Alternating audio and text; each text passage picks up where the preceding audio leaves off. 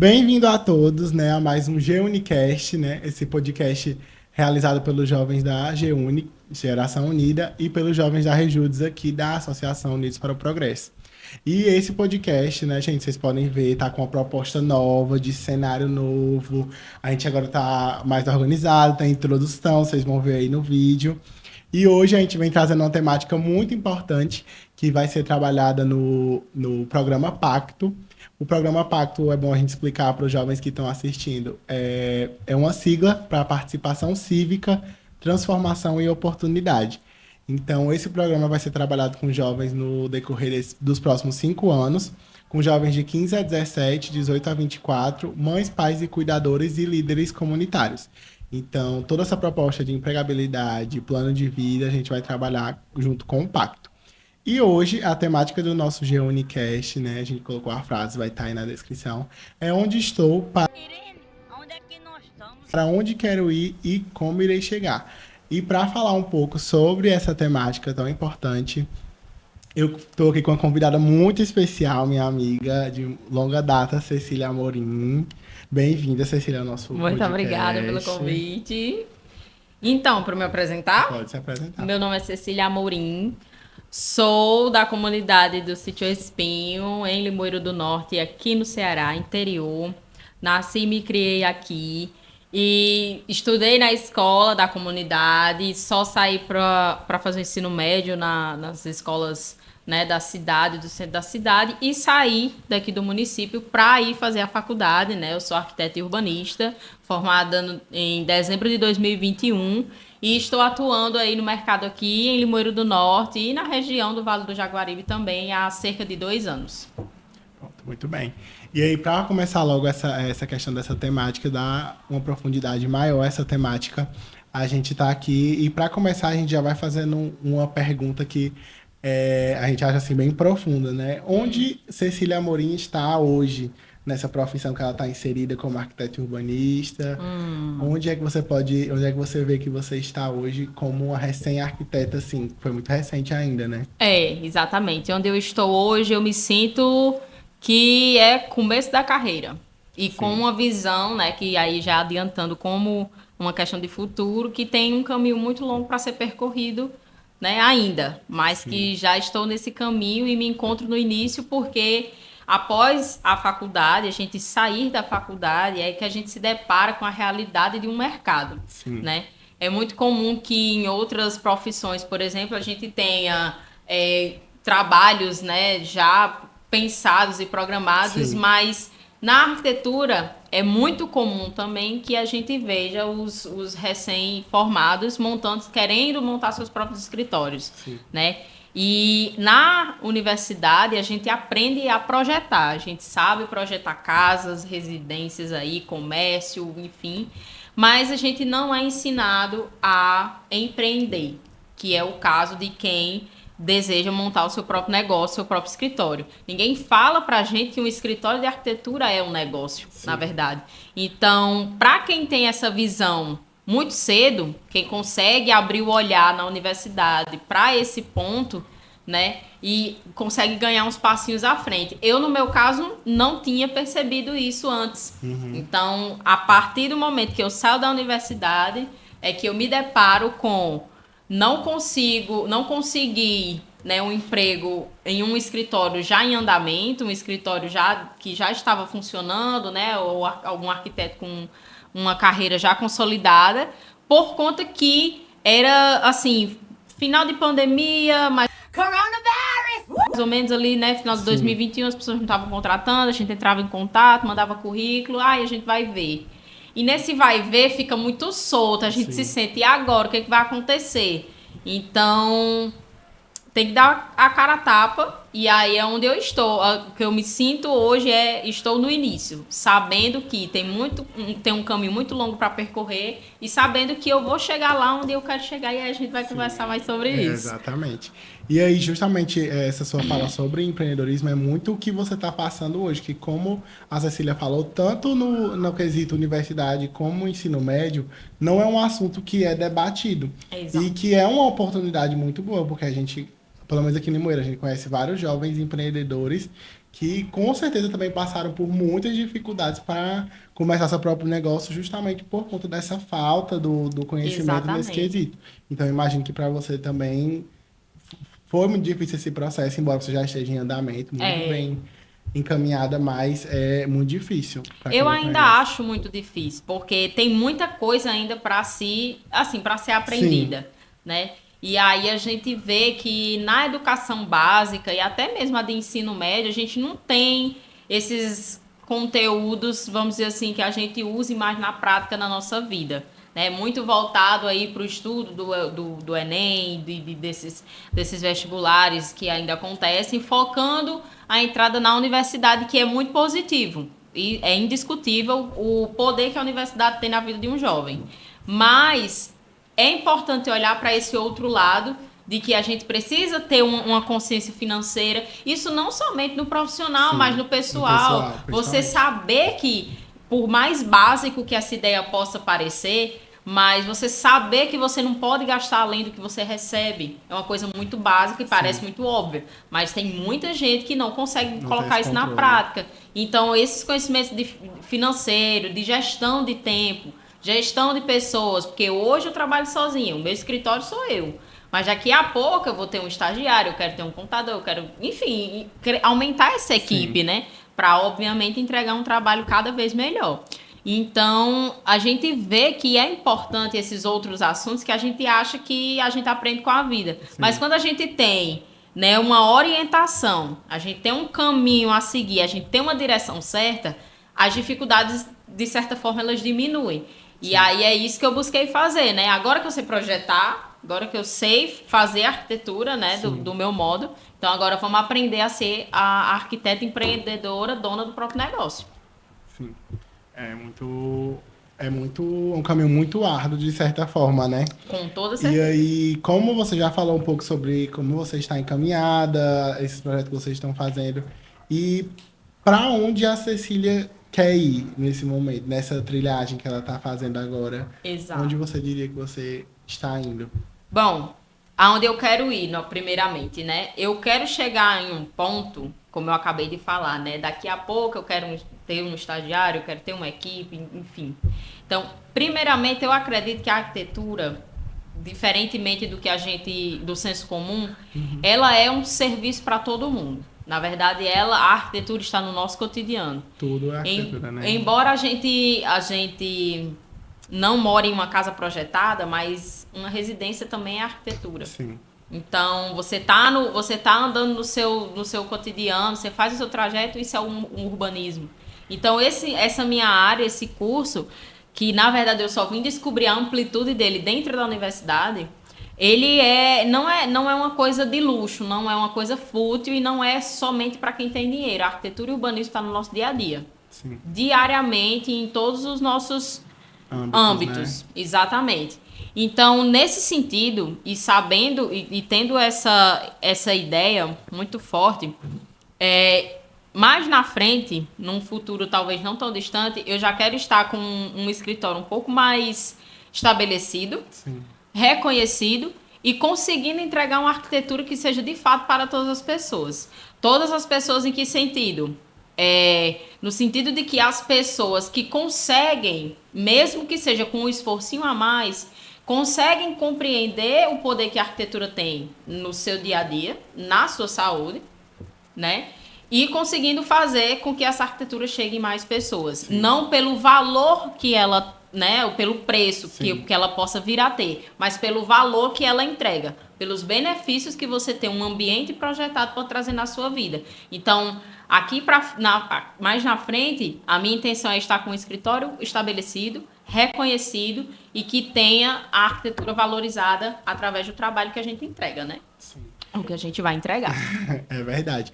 E muito sobre esse trabalho que você fala de chegar a todos, ao mesmo tempo, quando você fala isso, eu penso no trabalho que você já vem fazendo, principalmente aqui na comunidade, o trabalho social do ônibus literário.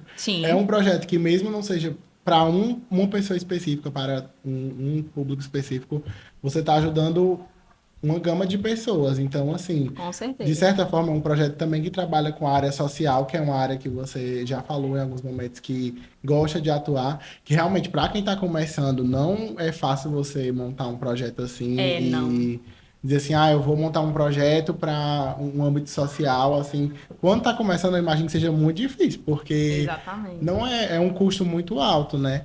E como você falou, você está entregando aos poucos e o ônibus já é, para mim, pelo menos, já é um grande projeto que você fez no âmbito social, né? Sim, o ônibus tem o meu carinho muito grande, porque todo mundo que se forma e quando a gente vai chegando ali nos últimos períodos da universidade, a gente sempre tem palestras que, ai, me formei agora. Uhum. E é muito comum os palestrantes que a gente escuta falar que a gente vai projetar um banheiro para casa da gente, ou uma cozinha para uma tia, para alguém conhecido, enfim. E eu, de cara, assim que saio da universidade, eu pego um desafio que é projetar um Um ônibus, ônibus. né, uma biblioteca dentro de um ônibus.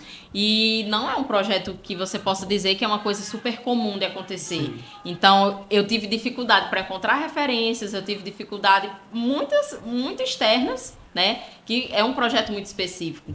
Só que eu tenho esse desejo também de, levando a arquitetura para todos, chegar a esse ponto da arquitetura social. Né, que é óbvio que para eu conseguir ajudar alguém, eu tenho que me ajudar também, Sim, né? é. Então é óbvio que não vai ser uma coisa para agora, mas começar a ganhar essa certa visibilidade através do ônibus, que é um equipamento para a minha comunidade, que incentiva a leitura, Sim. porque eu adoro ler, adoro livros, enfim.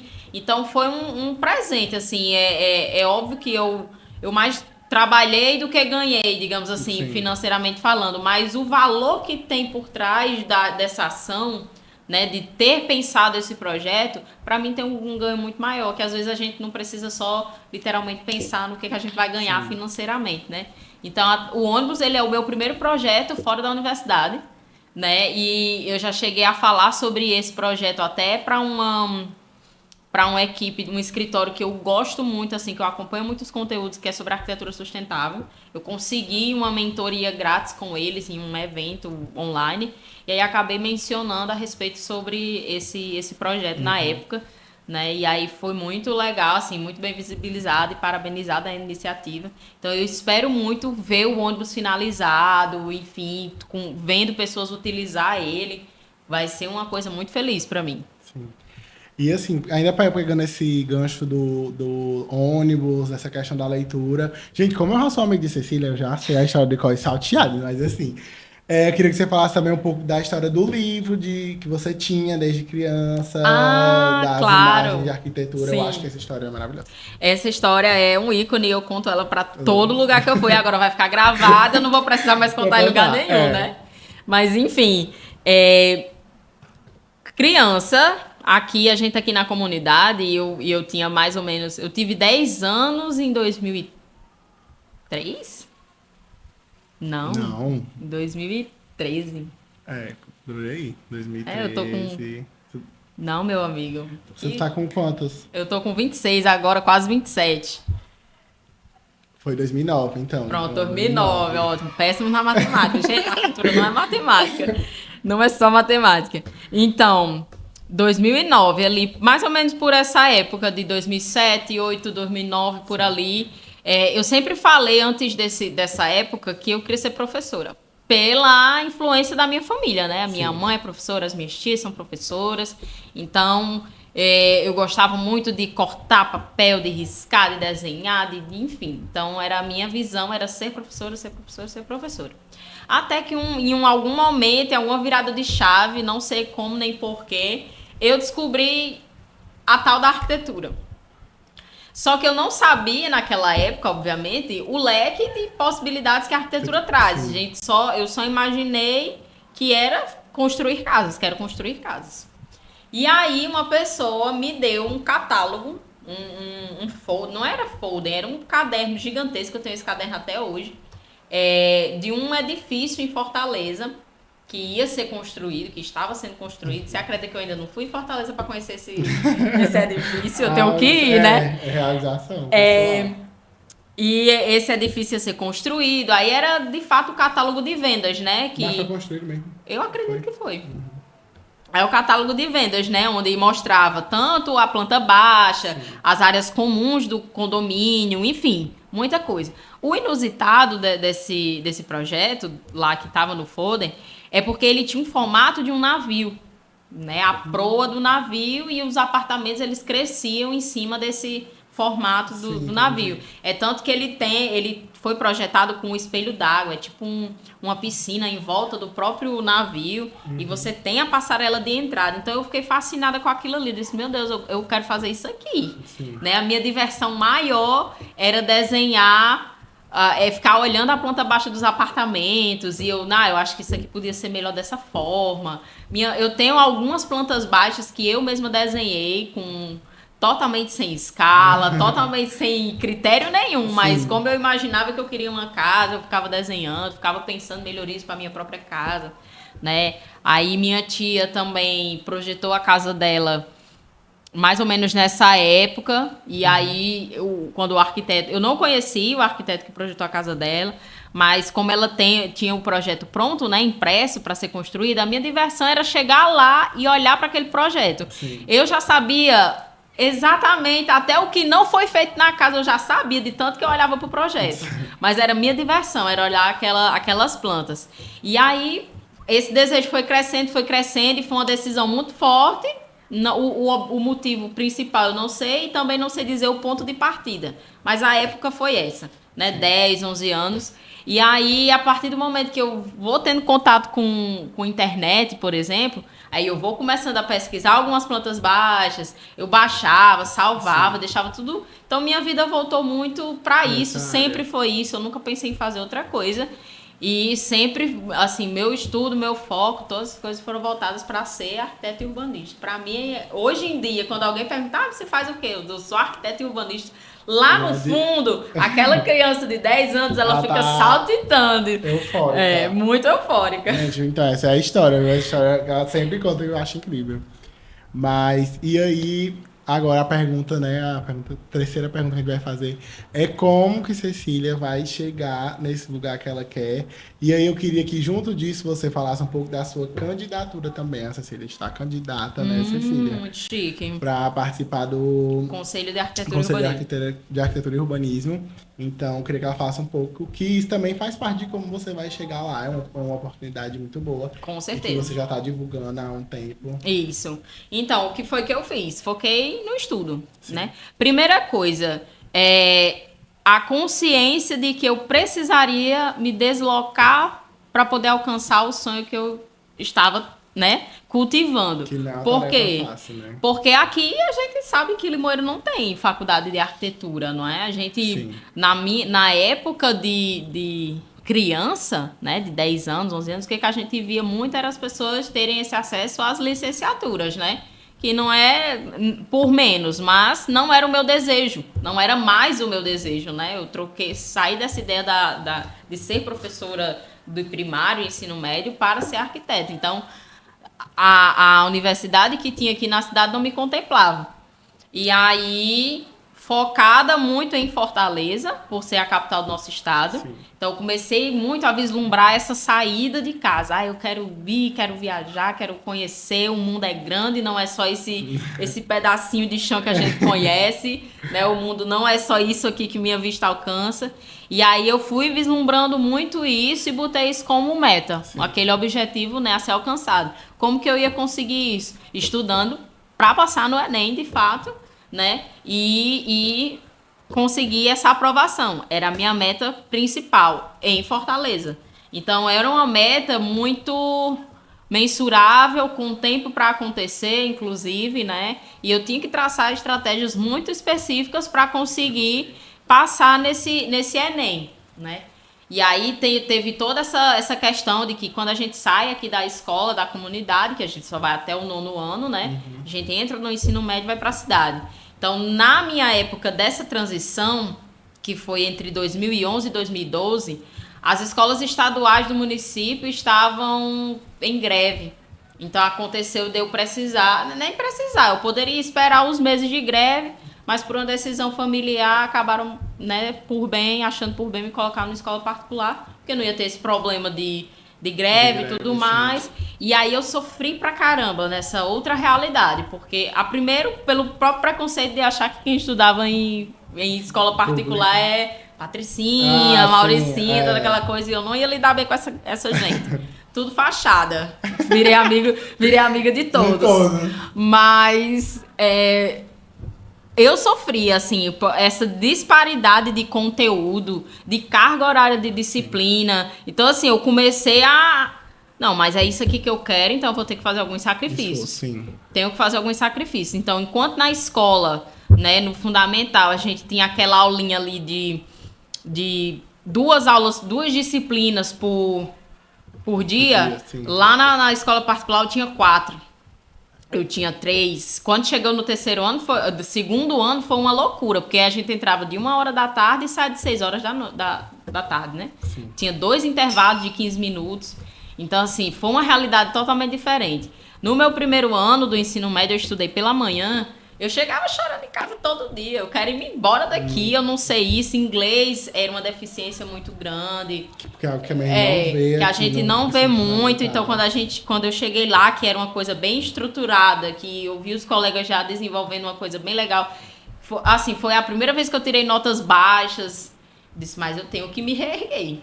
Porque lá na frente eu tenho que ser arquiteto e urbanista. Então, para isso, eu tenho que desenrolar isso aqui.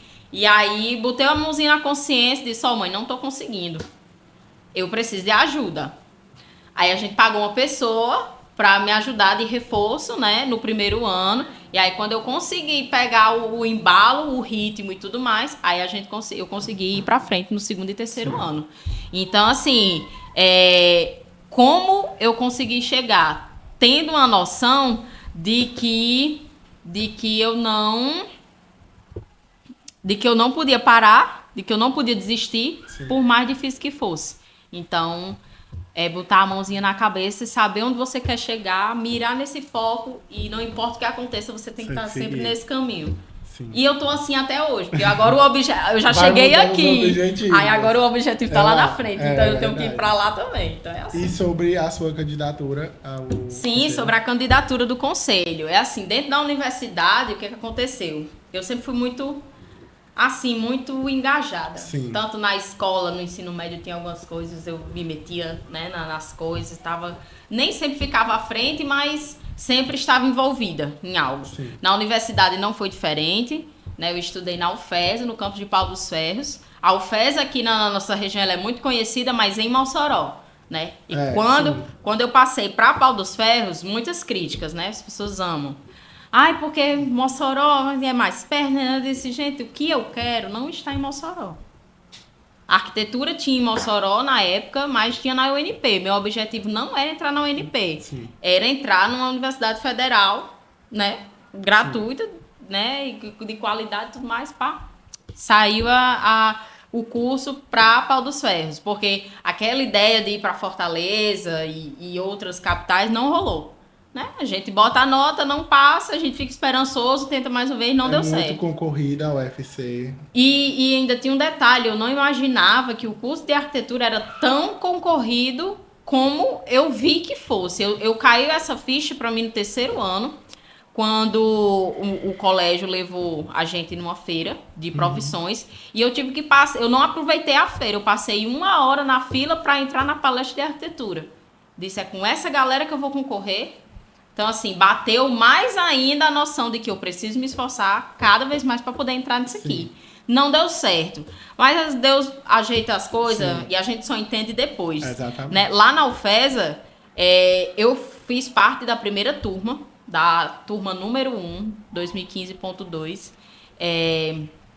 E aí como eu falei, né, sobre o projeto social, muito mais do que ganhar em dinheiro, né? Tem toda uma carga emocional e histórica por trás. Então, lá no curso de Pau dos Ferros, eu ajudei a construir o curso. Eu me sinto pertencente a esse curso por conta disso. Eu vi o campus crescer, eu vi a biblioteca ser construída, eu vi a residência ser construída, o RU. Né? Lá a gente teve muitos impasses com a grade curricular. Eu vi essa mudança acontecer. Eu vi códigos de vagas para professores para o nosso curso chegar. Eu ajudei a construir o centro acadêmico. Então, o curso de Pau dos Ferros, para mim, tem muito mais do que sabe, é só um curso de Agregou arquitetura. muito mais que só a graduação. Só uma graduação. Quem dirá, né? Os grandes amigos que eu tenho por lá e E é deixei. lembrado até hoje, assim, pela universidade, você vai para muitos encontros. Que Exatamente. tem, assim, Então, assim, o curso lá, então, como eu falo, em vez de eu ficar triste por não ter passado em Fortaleza, que era onde eu queria, Sim.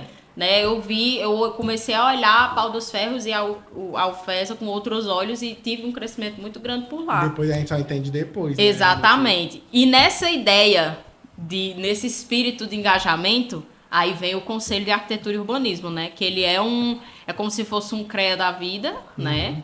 Que rege toda a nossa profissão, né? Fiscaliza a profissão, enfim. E aí a gente tem toda essa questão de pessoas, é muito comum a gente ver pessoas reclamarem e não fazerem nada para que haja melhorias. Sim. Eu não sou esse tipo de pessoa. Se eu reclamo, eu quero pelo menos fazer algo para melhorar e não somente reclamar. E aí, em uma certa ocasião, no ano passado, eu conheci o atual presidente do Conselho de Arquitetura e Urbanismo do Ceará. E aí, a gente manteve esse contato. E quando foram surgindo os rumores de montar a nova chapa para a nova gestão, ele acabou me convidando. E aí eu não aceitei de cara. Eu disse, meu Deus, eu não quero mais ser essa pessoa engajada porque eu fico sem tempo, porque, né? Mas eu não consigo fugir dessas coisas. Não consegue, já eu faz não parte de consigo. você. Todo mundo que me conhece sabe que é uma grande mentira eu dizer que eu não quero participar das coisas. Então, ele me convidou e eu vislumbrei mais uma vez que se eu puder participar disso aqui, eu posso ajudar a melhorar a minha própria profissão. Sim. Naquela minha ideia de onde você quer estar, eu quero estar num escritório que tenha a arquitetura valorizada, então eu vou começar primeiro pelo conselho. Sim. E aí, por isso que eu aceitei entrar na candidatura, né, pra gente, quem sabe, né... E que vai agregar muito também ao seu profissional. Sim, network imenso, conhecer gente, outros profissionais, outras experiências. enfim. Então é isso. Dia 16 de outubro, volta em Chapa 1, arquitetos e urbanistas que estão assistindo a gente. Vai dar certo. E aí, gente, pra finalizar, eu quero muito agradecer a presença da Cecília. Muito obrigada. Que se disponibilizou, tá aqui hoje. Foi só chamar, né, Cecília? Assim, topou na hora e tudo certo. E aí, a gente vai entregar também um mimo pra eu entregar no off, né? Vai, que chique! Não, todos os podcasts entregam... E aqui, ó, vai ser o mimo dela. Ela vai ver depois, ela vai ficar passada. Eu vou ver depois. Ai, gente! Tudo. Acompanhe nos stories. Exatamente. Mas o arroba arquiteta Cecília Arquiteta.Cecília Amorim. Aí pra seguir, o pessoal seguir. E é isso, gente. Eu quero agradecer também a todo mundo que tá assistindo, aos meninos que estão aqui no backstage, né? E é isso. Eu espero vocês na próxima, com muito mais troca de experiências como a gente teve hoje. E é isso. Agradecer a todo mundo e até a próxima. Tchau. Até mais. Tchau.